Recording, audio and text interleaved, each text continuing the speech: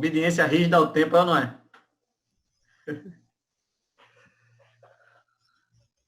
Tá todo mundo ouvindo bem, né? Ok, então vamos orar aqui para dar início.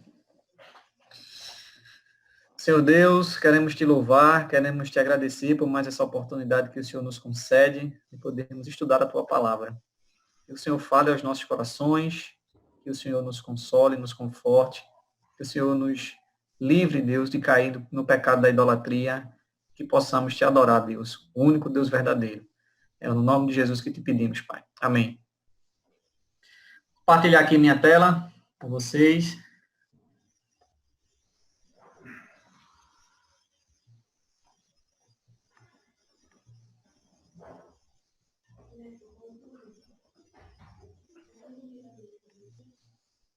Estão conseguindo ver aí bem? Sim. Ok. Sim, bem, hoje nós vamos estudar o capítulo 4, que tem por título O Transformador de Corações. Esse capítulo ela vai transmitir esperança bíblica, até porque quando a gente começa lendo o livro, né, a gente já é confrontado com relação ao pecado da idolatria. A gente tem um conceito errado, né, a grande maioria das pessoas tem um conceito errado com relação à idolatria, por acreditar que a idolatria é só quando você tem uma estátua, está ali adorando uma estátua de alguma divindade. No entanto, ela vai mostrar que o ídolo é qualquer coisa em que você deposite a sua felicidade, aquilo que vai ser fonte de felicidade, ou que você coloca no lugar de Deus. Qualquer coisa que você esteja disposto a pecar para conseguir aquilo, é um ídolo que você constituiu no seu coração.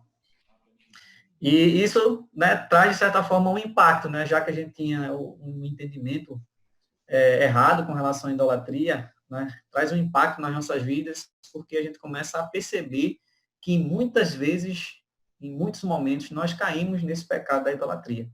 E isso pode trazer, de certa forma, um desânimo, não é? Porque a gente pensava que cumpria, né, rigidamente o primeiro mandamento, e aí a gente vê que a gente não consegue, né, ser obediente fielmente, né, à lei de Deus como ela pede. Mas aí ela vai trazer esperança nesse capítulo 4, mostrando que existe um que pode transformar os nossos corações, e ele é o Espírito Santo. Lembre-se que quando a gente é salvo, né, quando a gente entrega a nossa vida a Cristo, nós somos salvos, no primeiro momento ali, da condenação do pecado, o que a gente chama de justificação pela fé. Nós não somos transformados em justos, nem é infundida uma justiça em nós, mas a justiça de Cristo ela é imputada em nós por meio da fé. Mas existe um outro estágio nesse processo da redenção, da salvação, que é o da santificação. A justificação é um processo que ocorre naquele determinado momento, quando você, né, deposita a sua fé em Cristo, mas essa santificação é um processo progressivo, que é aplicado, é uma obra do Espírito Santo que vai acontecer durante toda a nossa vida, até que a gente morra ou Cristo venha, né? O que acontecer primeiro, vai acontecer esse estágio de que o Espírito Santo vai trabalhar na nossa vida de maneira a transformar os nossos corações, a nos fazer santos. E ela começa o capítulo com essa frase do Richard Baxter. Quem pode ler, por favor? Uma pessoa, um voluntário.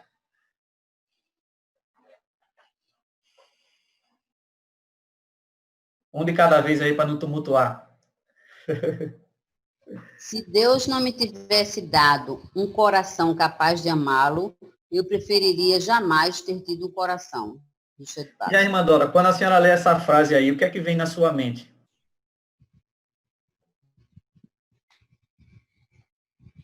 E se não fosse o amor de Deus, né? Se ele não tivesse transformado o nosso coração, a nossa vida não teria o menor sentido, né? Alguém mais pode dar uma contribuição, Murilo? Vamos ouvir a voz de Murilo. Quando você lê essa frase aí. Que a finalidade primária do coração é adorar a Deus, né? Então, um coração que não adora a Deus é um coração inutilizado. Então, seria preferível não tê-lo. Exatamente, a gente pode ver duas verdades aí, né? Primeiro que Deus é aquela pessoa que a gente deve dar amor supremo, né? Ele é quem deve ser dado amor supremo. Os outros amores que nós temos são consequência do amor a Deus. E outra coisa, outra verdade que a gente pode ver é que esse coração capaz de amar a esse Deus é dado pelo próprio Deus, ou seja, não é fruto, né, do homem, né? Não, da força do homem. Não vem dele, não vem de nós. É Deus quem nos dá esse coração. Então ele diz, ó, se Deus não tivesse me dado um coração capaz de amar, então eu preferia nem ter existido, né? Porque aí a Deus é quem nós devemos dar o amor supremo e é Ele quem nos concede esse coração capaz de amá-lo. Então ela vai começar o capítulo, né, mostrando a passagem da mulher pecadora, está lá em Lucas 7, 36 a 50, a gente não vai ler para não, por conta do tempo, mas conta a história, né, que Jesus, o capítulo 7 vai começar contando a história quando Jesus foi lá para Naim, ressuscitou lá o filho da viúva, né, depois ele é convidado por um fariseu para ir jantar na casa dele, e lá, quando ele estava lá reclinado à mesa, uma mulher chegou, uma mulher pecadora, e começou a chorar nos pés de Jesus e enxugar, né, os pés de Jesus com os cabelos, e também levou um vaso de alabastro com perfume e ungiu os pés de Jesus. E aí aquele fariseu que estava com Jesus disse consigo mesmo no seu coração, se esse homem fosse profeta, saberia que essa mulher que está tocando ele, né, que ela é uma pecadora.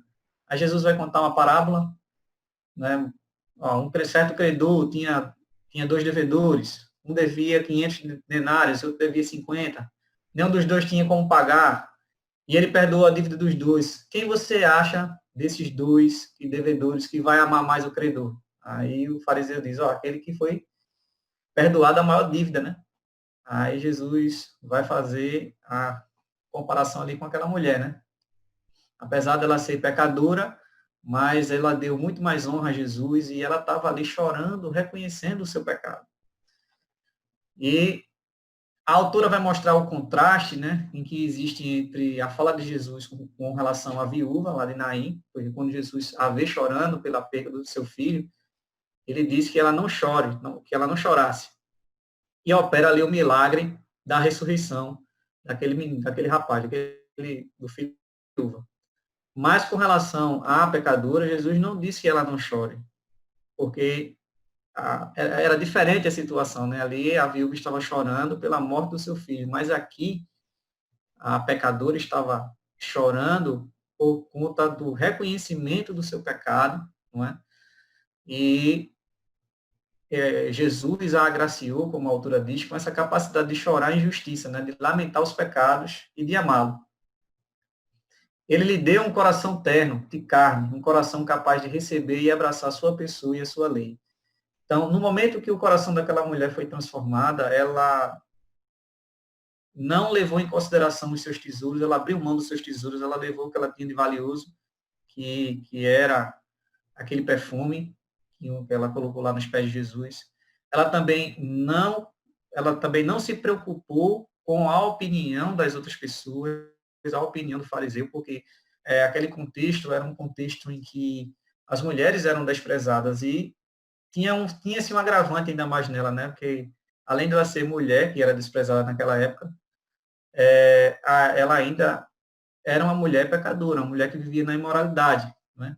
Mas ela não se preocupou com o que aquele fariseu ia pensar dela, porque o foco dela estava na adoração ao Senhor Jesus, em ir lá aos pés dele, se humilhar, reconhecer os seus pecados. E aí foi essa fé da mulher no Senhor Jesus que a salvou, que fez com que os pecados dela fossem perdoados. Aí, a despeito da reação dos fariseus, ela que vivera perdida na imoralidade e agora se perdera em tristeza e alegria, pelos pecados reconhecidos e perdoados. Já não importava o que as outras pessoas pensassem. Ela amava o Senhor e se humilhava perante Ele. Veja que quando Deus age nos nossos corações, né, e transforma as nossas vidas, nos dá um novo coração, A gente não se preocupa mais com o que as outras pessoas vão pensar a nosso respeito. Ah, ele é antiquado, ou é xiita, né? Porque geralmente quando a gente vai aplicar os padrões bíblicos, principalmente hoje, numa sociedade que vivemos pós-moderna, nós vamos, muitas vezes, sermos taxados de né, xiitas ou antiquados, não é? Mas nós não devemos nos preocupar com o que os outros pensam, não é? Ao nosso respeito. Nós devemos nos preocupar em adorar o Senhor, em pregar a sua verdade, a sua palavra, em viver de acordo com a verdade absoluta, que é a Escritura, né? A Escritura Sagrada é a Bíblia, e não nos preocuparmos com o que o mundo pensa ao nosso respeito. Afinal, Jesus já nos antecipou que nós seremos odiados pelo mundo, né? Porque nós não pertencemos ao mundo. Assim como o mundo odiou a Jesus, o mundo também vai nos odiar. Mas isso acontece porque há uma ação de Deus na nossa vida, do Espírito Santo, em nos dar um coração, não é? Um novo coração em que nós agora nos tornamos capazes de amá-lo. Não pelas nossas próprias forças, mas porque há uma ação direta de Deus na nossa vida. Quem pode ler esse parágrafo, por favor? A despeito da reação dos fariseus, ela que vivera perdida na imoralidade, agora se perdera em tristeza e alegria, pelos pecados reconhecidos e perdoados. Já não importava o que as outras pessoas pensassem. Ela amava o Senhor e se humilhava perante Ele. O Espírito Santo opera de maneira tão forte em seu coração que ela foi capaz de ignorar ousadamente o desdém e o ódio dos orgulhosos líderes religiosos. Então, veja como o Espírito Santo operou na vida daquela mulher, né? De maneira que ela ignorou, né? Ela entrou na casa de um fariseu que ela sabia que iria, né, desdenhar dela, mas ela não levou isso em consideração. Ela entrou na casa daquele fariseu, né, e se humilhou aos pés de Jesus. E que poder é esse que poderia fazer com que uma mulher imoral como aquela se ajoelhasse em contrito arrependimento diante de um homem na casa de seu inimigo? Esse é o poder do Espírito Santo. Como a autora vai falar, né? Que só existe um poder capaz de transformar vidas em todo o mundo, que é o Espírito Santo. E ele trabalha constantemente em maneiras misteriosas e assim mesmo profundas, fazendo de nós pessoas santas, tal como ele é. A gente não sabe como, não é? Ele age, como ele trabalha, mas nós sabemos que ele faz isso, né? Que ele transforma as vidas, ele transforma os corações. E aí ela vai falar que a obra do Espírito Santo, que a obra que o Espírito Santo realiza é peculiar em todo mundo. E aí ela vai citar que existem, né, programas de autoajuda para que a pessoa se torne um vendedor motivado, um grande jogador de tênis ou um melhor comunicador, mas só existe apenas um agente, no entanto, que pode fazer com que alguém queira ser santo. É o Espírito Santo. Existem, de fato, esses programas de autoajuda, no entanto, eles sempre visam colocar você como centro das coisas. Né? E quando a gente tem um encontro com Cristo e conhece a verdade das Escrituras, a gente vê que só existe uma motivação, só deve existir uma motivação na vida do crente para ele fazer o que faz, que é a glória de Deus. Se você é um vendedor, se você é um jogador, se você é um empresário, qualquer coisa que você faça na sua vida, a motivação pelo qual você deve fazer aquilo é a glória de Deus. Né? E esse trabalho de conscientização disso vem a partir da ação do Espírito Santo. É ele quem vai fazer com que exista esse desejo de nós sermos santos, de nós buscarmos, né, a glória de Deus em tudo aquilo que nós fazemos. Quem pode ler esse parágrafo?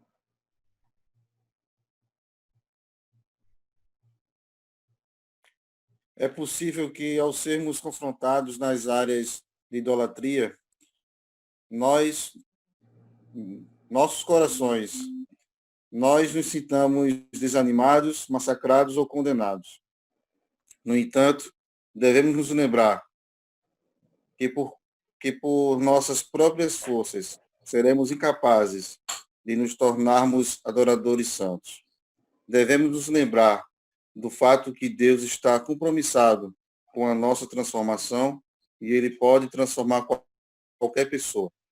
E aí ela vai chamar a atenção por esse fato, né, de que quando nós somos confrontados nessa questão, nessa área da idolatria, né, nos nossos corações, possa ser que aconteça da gente ficar desanimado, ou se sentir massacrado ou condenado, mas a gente deve lembrar disso, né, de que se for pelas nossas próprias forças, nós nunca conseguiremos nos tornar adoradores santos. Mas devemos, né, lembrar de que Deus está compromissado com a nossa transformação. Não é? E Ele pode transformar qualquer pessoa. Nós podemos ver isso no exemplos, por exemplo, de personagens bíblicos. Né? No caso de Pedro, em que antes, né, de Jesus morrer, ele negou Jesus. Mas depois que ele teve o seu coração transformado, não é? Nós podemos ver que ele foi até a morte por conta de Cristo. Ele não negou. Inclusive, lá em Atos capítulo 5, né, mostra que quando eles começaram a pregar o evangelho, começou a perseguição ainda mais ferrenha dos fariseus com relação a eles. E eles foram presos, né, foram levados diante do Sinédrio, porque estavam pregando o evangelho, e eles, né, foram orientados pelo Sinédrio a não mais pregar acerca de Jesus. Mas eles não aceitaram, né, porque eles entenderam que importa agradar a Deus, né, do que aos homens. A obediência a Deus vem em primeiro lugar. E ali eles foram açoitados por aquele Sinédrio, o Sinédrio mandou açoitá-los, e eles se consideraram dignos, né? Eles se regozijaram, a Bíblia diz que eles se alegraram, né? Se regozijaram em ter sido achados dignos de padecer, né, por conta de Cristo. Veja como o Espírito Santo trabalhou na vida daqueles homens, né? Eles sofreram, né, fisicamente por conta da pregação do Evangelho, mas ao contrário disso, desanimá-los, isso motivou, os alegrou, porque ele estava padecendo por conta, né, de Cristo, por conta do Evangelho. Então, isso é o poder transformador, né, do Espírito Santo na vida dos crentes. E como é que ele faz de nós pessoas santas? Primeiro, ensinando-nos as glórias de Cristo. Lá em João, capítulo 16, versículo 14, diz, né, Jesus diz, ele me glorificará, porque há de receber o que é meu e vou-lo há de anunciar. Então, o Espírito Santo, ele trabalha, né, glorificando o nome de Cristo, ensinando, nos iluminando, né, para que possamos compreender, né, sobre os atributos de Cristo. E a maneira exata pela qual o Espírito Santo paira sobre os nossos corações e nos ilumina é um mistério. Mas sabemos que ele nos ensina quão maravilhoso é o nosso Senhor Jesus Cristo. E aí ela continua dizendo que abraçar a beleza e a glória de Cristo é essencial, porque a adoração é produto do amor. À medida que o Espírito Santo ilumina seu coração de modo a perceber a beleza de Cristo, seu amor por ele crescerá. Os falsos deuses que o atraem perderão a sua atração. Então, precisamos abraçar essa beleza, essa glória de Cristo, reconhecendo os seus atributos, misericórdia, a misericórdia de Cristo, o seu amor, a sua justiça. E à medida que nós vamos compreendendo isso através da ação do Espírito Santo, nós vamos nos aproximando mais de Cristo e nos afastando dos falsos deuses. O segundo modo, pelo que o Espírito Santo nos faz pessoas santas, é mostrando-nos a cruz. O Espírito Santo ele foi enviado para convencer o mundo de três coisas: do pecado, da justiça e do juízo. Quem pode ler João capítulo 16, versículos 8 a 11?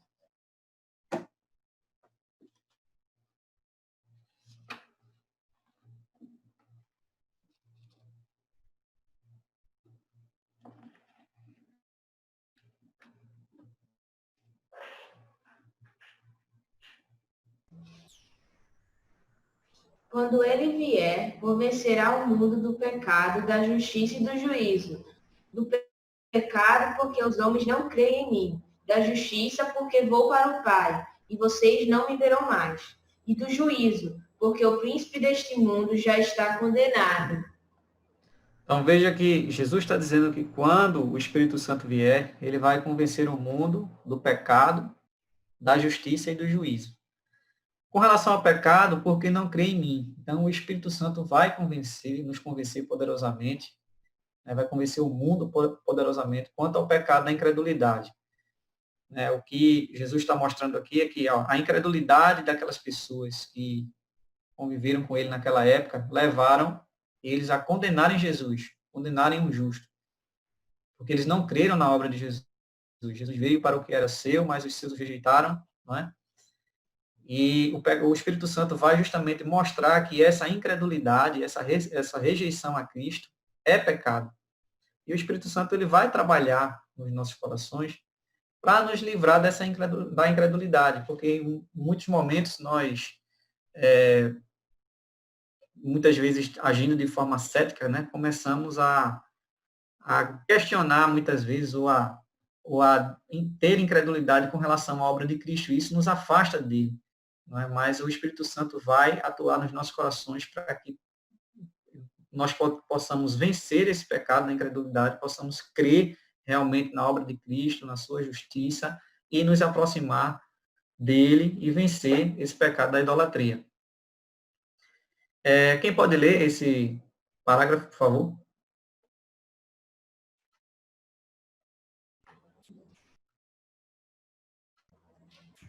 Quando não cremos na verdade sobre quem Jesus é e não percebemos o impacto de sua obra maravilhosa ao sofrer e morrer por nosso pecado, será impossível resistir à atração dos deuses dessa terra, quando eles sussurrarem suas promessas de prazer aos nossos ouvidos. Então é isso aí. Se a gente não crê na verdade sobre quem Jesus é, e não percebemos o impacto da sua obra maravilhosa, porque a Bíblia mostra, meus irmãos, qual é a situação do homem com relação ao pecado. Não é? De fato, o pecado trouxe condenação e morte para o homem, de maneira que agora, no seu estado de morto, em seus delitos e pecados, o homem não tem como fazer nenhuma boa obra meritória para a salvação. É impossível o homem se autossalvar. Ele não tem como chegar diante de Deus e dizer que é merecedor da salvação. Não existe. Ele está morto. O homem não tem como fazer nenhuma boa obra meritória para a sua salvação. No entanto, Deus providenciou um meio que nós pudéssemos ser libertos dessa condenação, escapar da própria ira de Deus, que foi mandando o seu Filho Jesus Cristo, né? O justo, o único justo, e ele morreu, né, pelos nossos pecados, e a sua justiça foi imputada em nós. E quando a gente não crê nessa verdade, né, de que a gente é mal, nós somos merecedores do inferno, e Deus nos libertou, não porque nós merecemos, mas pelo seu amor, pela sua misericórdia, foi que ele nos regenerou. Né? Quando nós deixamos de crer nisso, nós nos aproximamos dos falsos deuses, mas quando essa verdade ela é viva em nossos corações, nós com certeza resistiremos à atração dos falsos deuses. Rafael. A questão da justiça. Opa, pastor, fale. Nessa parte aí, tiveram duas colocações que a autora fez que me chamaram a atenção. Nesse ponto, né, a convicção de pecado, na página 73, quando ela diz que o pecado da incredulidade jaz na base de todos os outros pecados, e particularmente do pecado da idolatria. Então, é interessante essa relação, né, entre incredulidade e idolatria. Na base da idolatria está a incredulidade. E uma outra colocação, ainda nessa mesma página, 73, ela justamente dá esperança, como você falou no início do estudo, né? É um capítulo de esperança na batalha contra os ídolos. Ela diz assim: crer na morte expiatória de Cristo, o seu pecado e abraçá-la pessoalmente é uma chave fundamental para o abandono dos deuses deste mundo. Então, nos mostra que a esperança para vencer os ídolos está na redenção em Cristo. Não está na força do próprio homem, até como você colocou aí, né? Realmente só o Calvário é capaz de fazer com que o homem possa abandonar, vencer seus ídolos. Muito bem, muito obrigado, pastor. Então, a outra ação do Espírito, né, é na convicção de justiça. Então, a autora vai dizer lá, né, que o Espírito Santo também nos convence à justiça de Cristo e da sua disponibilidade. é particularmente importante para nós contemplar a natureza perfeita de Cristo, porque a idolatria é sempre um ataque ao caráter de Deus. Todas as vezes que nossos corações se voltam para a adoração de falsos deuses, estamos dizendo a Deus que ele não é realmente bom, que ele não é justo, que não é amoroso ou santo. Tenho que encontrar outros deuses que me satisfaçam, porque Jesus não pode ou não quer fazê-lo. De fato, a idolatria é a causa, né, de todos os pecados, porque Deus está nos dizendo na sua lei, não é, o que é bom, e muitas vezes o nosso coração, quando nós agimos de forma pecaminosa, nós estamos dizendo que aquilo que Deus está dizendo que é bom, não é bom. Não é? Nós estamos indo contra, né, o caráter de Deus, em ataque ao caráter de Deus. Então, o Espírito Santo tem esse papel, né, de nos convencer da justiça de Cristo, né, para que a gente possa contemplar essa natureza perfeita. Outra convicção é convicção de juízo. E aí a gente sabe que o juízo de Deus contra o pecado e a destruição final do pecado. Essa história, essa realidade, como nós conhecemos, está se caminhando para um fim. Essa era, né, que nós conhecemos está caminhando para um fim, e nós, né, que fomos salvos e conhecemos as Escrituras, sabemos que nós estamos aguardando a era vindoura, né, onde reinaremos eternamente com Cristo. Mas nós seremos libertos dessa presença do pecado, né, quando Cristo vier, né, e quando nós estaremos lá reinando com Ele, seremos libertos dessa presença do pecado. Então, o Espírito Santo nos convence quanto ao juízo de Deus contra o pecado e a certeza da destruição final do pecado. Ele já julgou poderosamente o pecado na cruz. Nós já não somos mais condenados pelos nossos pecados, por conta da obra de Cristo, e estamos sendo, né, libertos do domínio do pecado através da ação do Espírito Santo, e no final seremos libertos da presença do pecado quando estivermos lá na glória.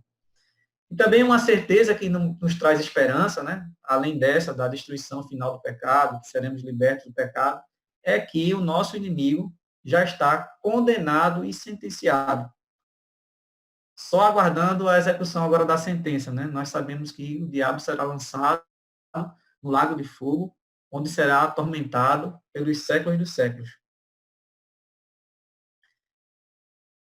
E aí, João, primeira epístola de João, capítulo 3, versículo 8, diz, né? Para isto, o Filho de Deus se manifestou, para desfazer as obras do diabo. Então, nós sabemos que ele já está condenado e sentenciado, aguardando apenas, né, a execução da sua sentença, que vai acontecer na vinda de Cristo, onde Jesus irá colocar todos os seus inimigos por os cabelos dos seus pés. A outra maneira pelo qual o Espírito Santo atua nas nossas vidas para nos tornar pessoas santas é escrevendo a palavra de Deus em nossos corações. Então, nós sabemos que a lei ela tem duas perspectivas. Para o pecador, ela vai mostrar a necessidade de redenção.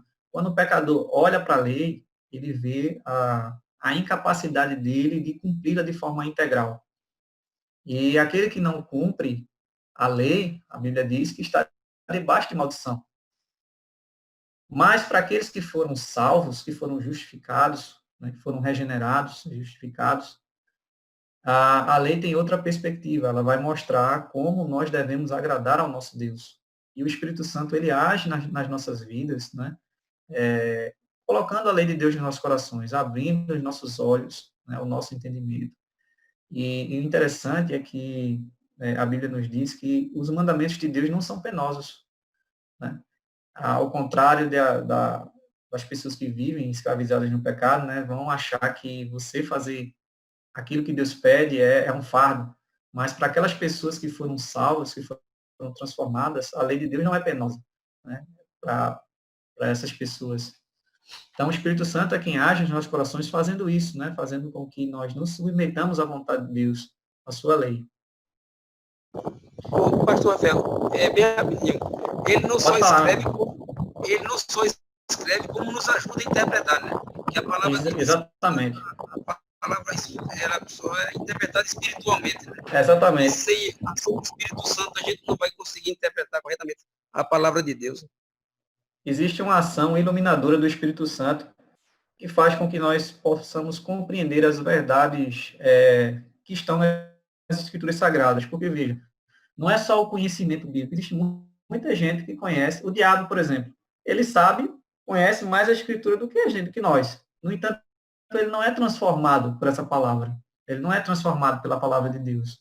Então, não é o simples conhecimento da lei ou conhecimento da Escritura Sagrada, mas é o entendimento, né, das verdades que estão ali e pôr isso em prática, que isso é uma ação do Espírito Santo nas nossas vidas. Só aqueles que são filhos de Deus é que podem ser transformados pela palavra de Deus.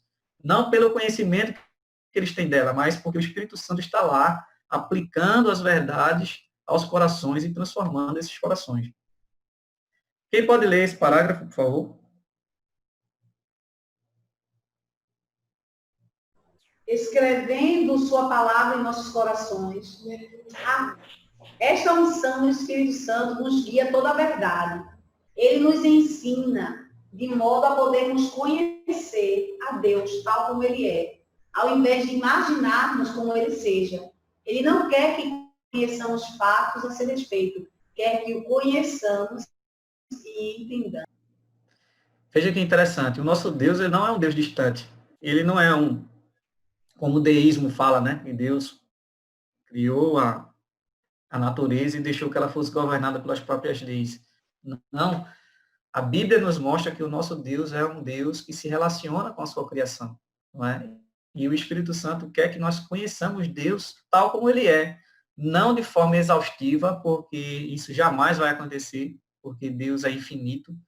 E nem na eternidade nós vamos conhecer Deus de forma exaustiva. Mas podemos conhecer baseado naquilo que Ele nos revelou nas Escrituras Sagradas. E Ele vai nos ensinar para que possamos conhecer Deus, os seus atributos revelados, que possamos nos deleitar nele, nos aproximar dele.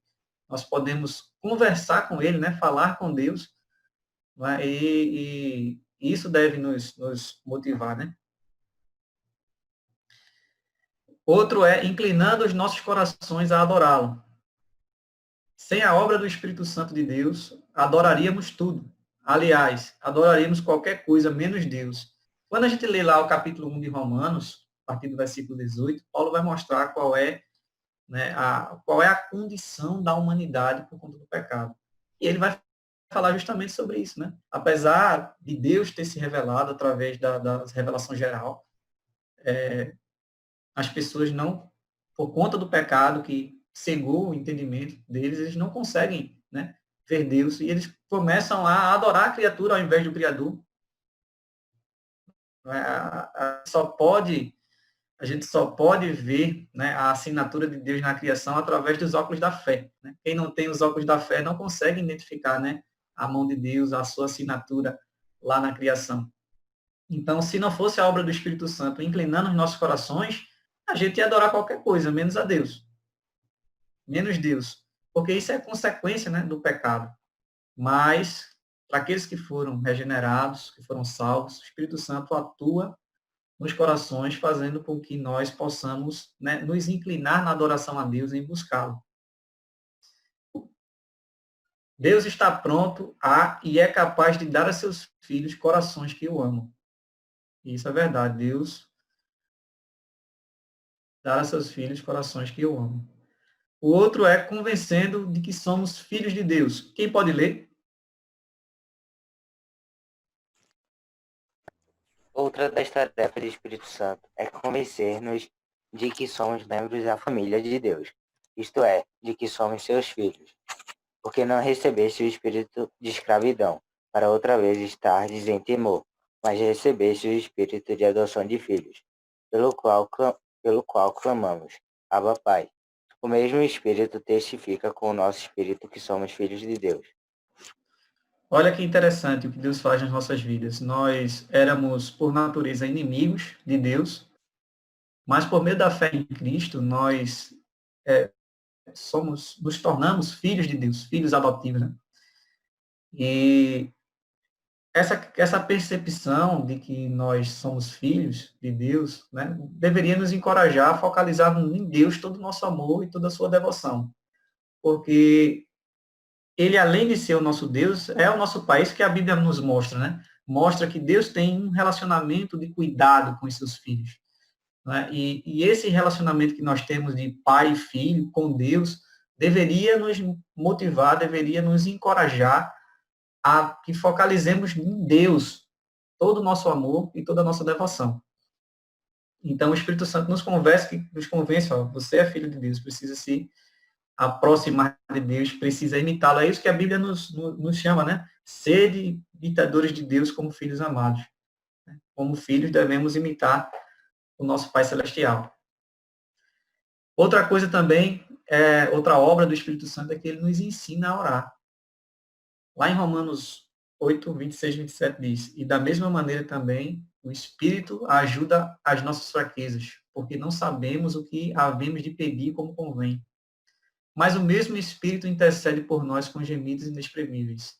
E aquele que examina os corações sabe qual é a intenção do Espírito. E é ele que, segundo Deus, intercede pelos santos. Veja que algo, né, surpreendente que Deus faz por nós. Nós não sabemos como orar. Mas Deus manda o seu Espírito que intercede por nós. E a oração do Espírito Santo por nós, intercedendo por nós, é sempre feita, né, de acordo com a vontade de Deus. Né, e é sempre ouvida por Deus.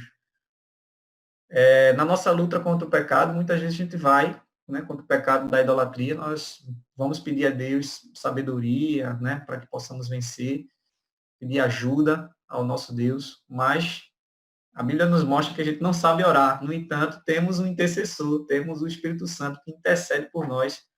E isso, né, traz consolo e traz esperança. Quem pode ler esse parágrafo?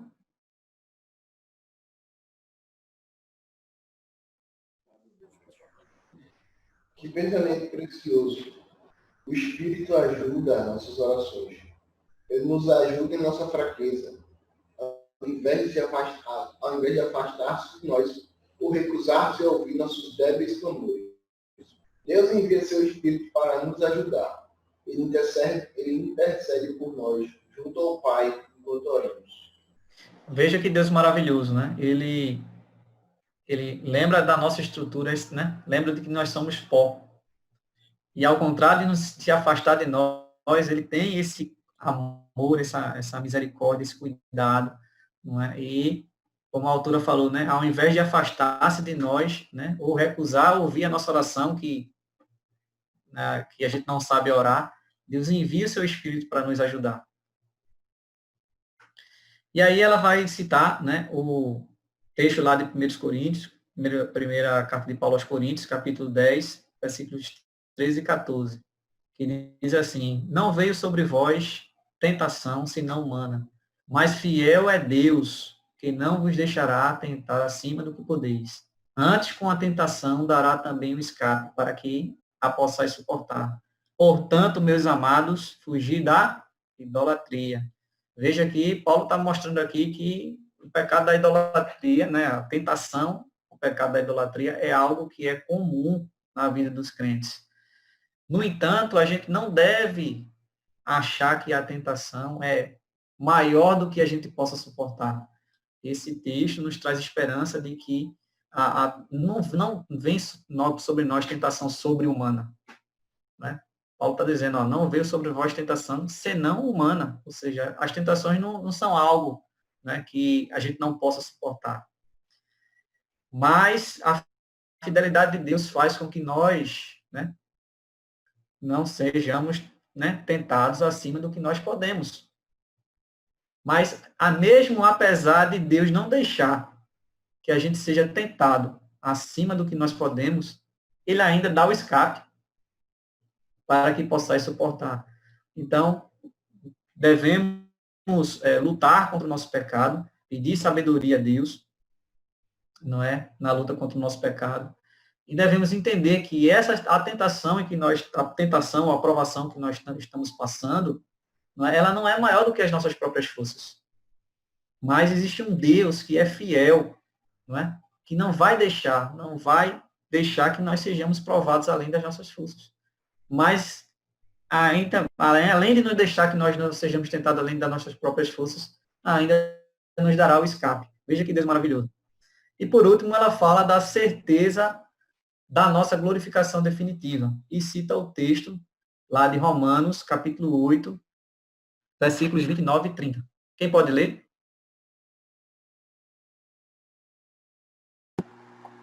Porque os que dantes conheceu, também os predestinou, para serem conformes à imagem de seu Filho, a fim de que ele seja o primogênito entre muitos irmãos. E aos que predestinou, a estes também chamou. E aos que chamou, a estes também justificou. E aos que justificou, a estes também glorificou. Romanos 8, 29 a 30. Murilo, diante desse texto aí, onde é que você pode ver aí o mérito humano na salvação? Né, em lugar nenhum. Veja que a salvação do início ao fim pertence ao Senhor. É Ele quem predestina a eternidade, no tempo específico Ele chama, não é? E a este que Ele chama, Ele justifica, e a esse que justifica, Ele glorifica. Nós podemos ter a certeza que na glorificação, na nossa glorificação definitiva, estaremos livres da presença do pecado. Lá não vai ter a presença do pecado, não vai ter choro, não vai ter tristeza, vai ser só alegria, e isso nos dá esperança a continuarmos lutando contra o nosso pecado. Alguém tem alguma contribuição a fazer? Eu estava sem relógio aqui, estava meio perdido aqui com relação ao tempo, mas eu consegui aí terminar dentro do tempo. Alguém quer fazer alguma contribuição? Pastor Marcondes, bom dia a todos. Pode falar, meu irmão. Veja só, como bem o senhor definiu aí, né? É um capítulo que está uma mensagem de esperança, né? A gente normalmente, às vezes, a gente enfatiza muito a questão do pecado, e é pertinente, é necessário a gente ser lembrado do pecado, ser confrontado, né? Mas é importante também saber que nessa situação trágica em que o homem se encontra, né? Dependendo de seus próprios méritos e carecendo da ação, da graça do Senhor, a gente vê que o próprio Deus ele é interessado e está compromissado com a nossa santificação, né? E para isso ele se oferece a si mesmo, né? Por meio do Espírito Santo, né? Para nos conceder, né? Um meio, né? Que é infalível, que é poderoso, que é disponível, acessível, né? Para que os que forem eleitos possam recorrer a isso para enfrentar essa luta diária, né? Sabermos que não estamos sozinhos nessa luta, né? Que o Senhor batalha por nós, né? E uma coisa que me chama a atenção é que muitas vezes nós desprezamos, esquecemos que temos o Espírito Santo que batalha por nós, né? Que nos capacita a enfrentar essas lutas, né? E só por meio dele é que vão, né? Que nada está perdido, aqueles que foram regenerados, que têm o Espírito Santo, né? Como ele falou aí em Coríntios, né? Ele dá o próprio escape para que a gente possa fugir das nossas tentações, lutas, e do pecado da idolatria, né? Até mesmo em situações favoráveis que muitas vezes nós esquecemos do Senhor, né? Louvado a Ele por isso. Louvado seja Ele. Exatamente, né? Na nossa luta contra o pecado, como eu falei, né? Possa ser que nós desanimemos, né? Caímos no pecado ou achamos que aquela provação é maior do que a gente pode suportar, mas esse capítulo nos traz esperança, né? Bíblica de que primeiro, nós nunca seremos provados além das nossas forças, porque Deus é fiel. No momento em que eu digo que a provação que eu estou passando é maior do que eu posso suportar, é a mesma coisa de eu dizer que Deus é infiel. Porque a Bíblia diz que Ele é fiel e não permite que sejamos provados, né, além das nossas próprias forças. E esse capítulo traz a esperança no sentido de mostrar de que o Espírito Santo está atuando, né, na nossa vida, está atuando nos nossos corações, está inclinando no nosso coração para a adoração ao Senhor e nos ajudando, né, a vencer, a nos libertar, né, do domínio do pecado e nos aproximar mais, né, de Cristo. Alguém mais quer fazer alguma contribuição?